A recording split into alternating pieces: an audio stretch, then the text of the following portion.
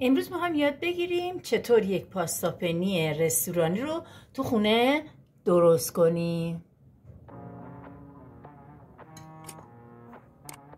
سینه مرغ داشتیم، میام سینه مرغمون رو مکعبی خورد میکنیم.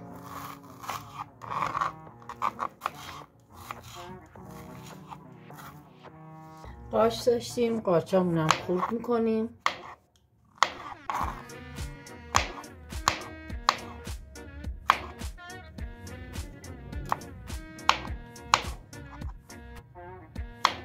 اینم از قاچامون. 2 حبه سیر داشتیم، خورد کردم، میریزم سرخش میکنم.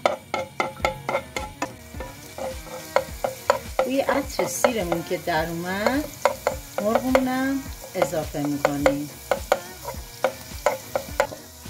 مرغامونم که خوب کردیم و میریزیم.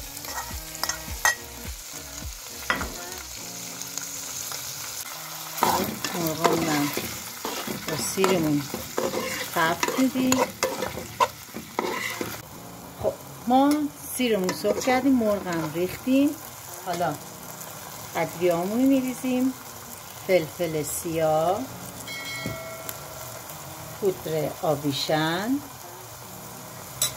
و نمک. یه مقدارم نمک و میذاریم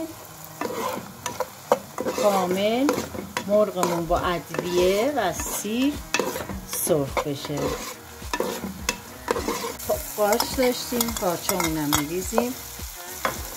یه مقدارم کره میریزیم برای طعم بهتره.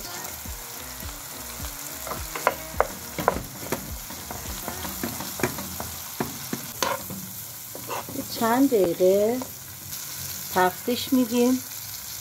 خامه صبحانه داریم، 2 تا قاشق خامه میریزیم.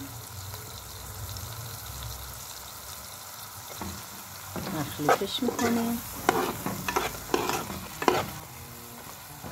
شیر داشتیم، نصف لیوانمونم شیر میریزیم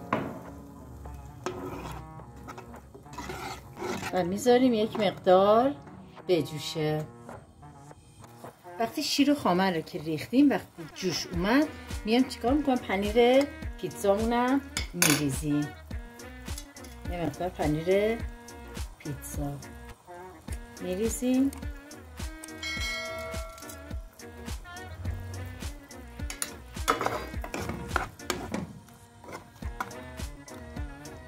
میذاریم پنیر پیتزامون کامل آب بشه، میجوشه. خب یه چند دقیقه میذاریم بجوشه. پاستامون میام با آب و نمک و روغن میپزیم. پاستامون ریختیم با آب و نمک و روغن، داره میجوشه.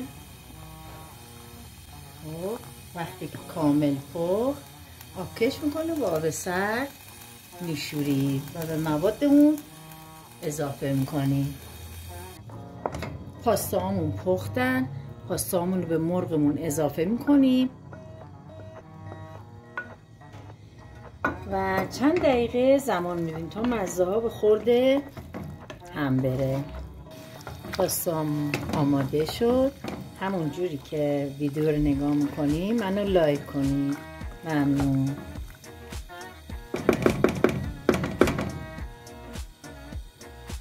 پاستامون رو میریزیم توی ظرف.